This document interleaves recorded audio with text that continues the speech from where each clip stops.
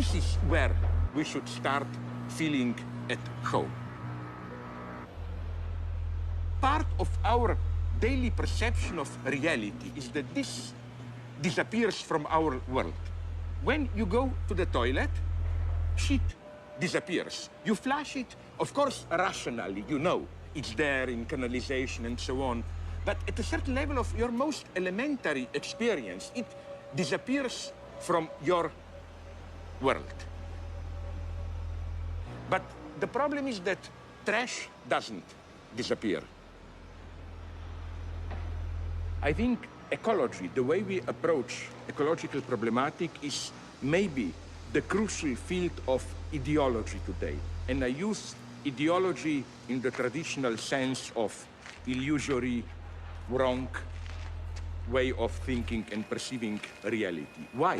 Ideology is not simply dreaming about false ideals and so on.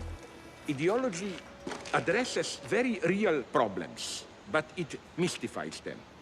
One of the elementary ideological mechanisms, I claim, is what I call the temptation of meaning. When something horrible happens, our spontaneous tendency is to search for a meaning. It must mean something, you know, like AIDS. It was a trauma, then conservatives came and said it's punishment for our sinful ways of life and so on and so on. Even if we interpret a catastrophe as a punishment, it makes it easier in a way, because we know it's not just some terrifying blind force, it has a meaning. It's better, when you are in the middle of a catastrophe, it's better to feel that God punished you than to feel that it just happened. If God punished you, it's still a universe of meaning. And I think that that's where ecology as ideology enters.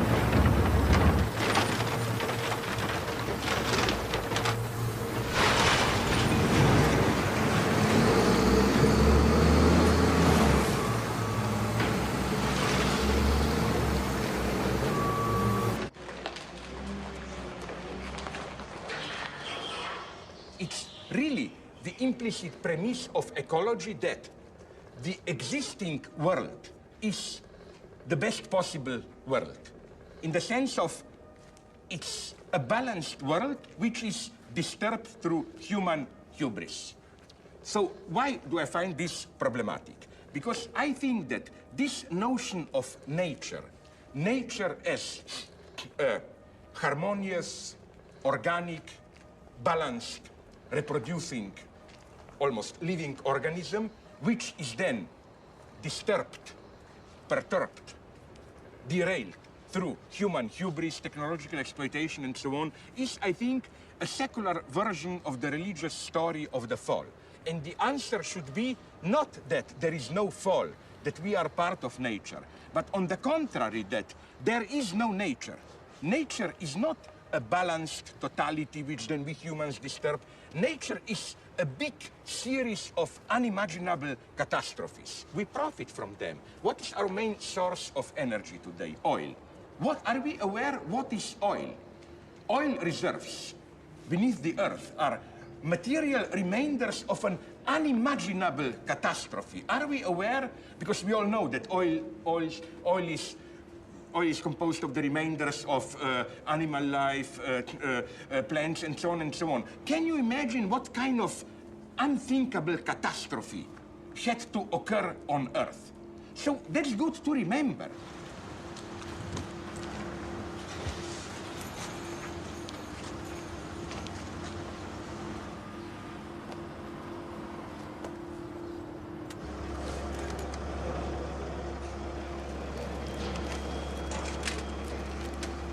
No, you call this porn, my God.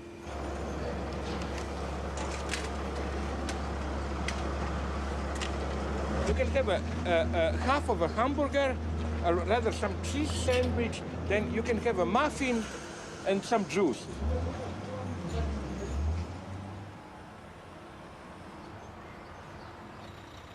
Ecology will slowly turn maybe into a new opium of the masses, the way, as we all know, Marx defined religion.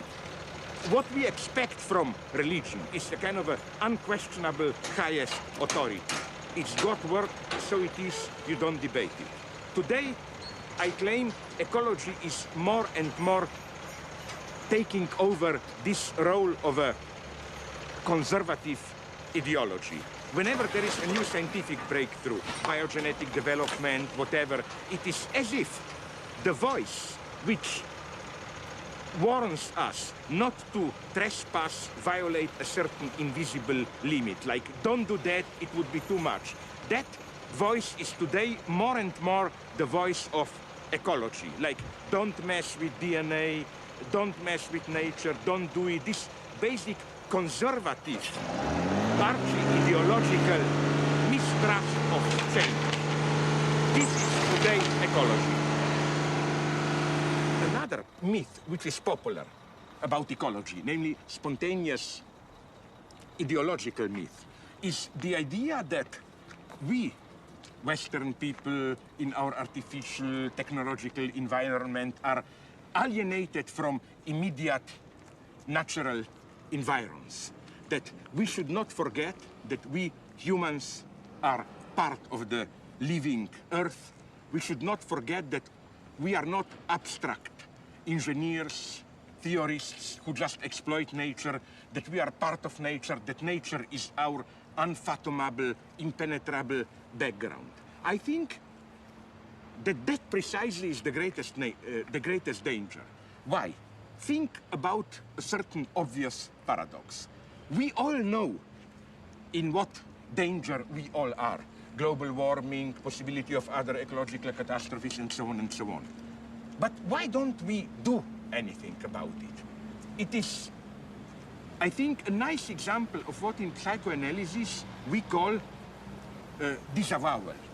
The logic is that of, I know very well, but I act as if I don't know. For example, precisely, in the case of ecology, I know very well there may be global warming, everything will explode, be destroyed, but after reading a treatise on it, what do? I step out, I see not things that I see now behind me, that's a nice sight for me. I see nice trees, birds singing, and so on. And even if I know rationally this all is in danger, I simply do not believe that this can be destroyed. That's the horror of visiting sites of a catastrophe like Chernobyl. In a way, we are not evolutionary, we are not wired to even imagine something like that. It's in a way unimaginable.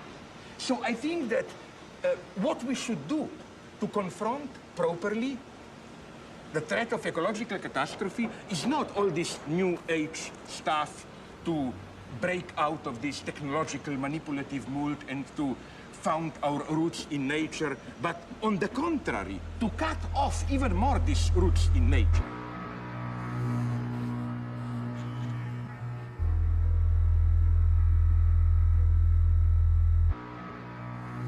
We need more alienation from our life world, from our, as it were, spontaneous nature. We should become more artificial.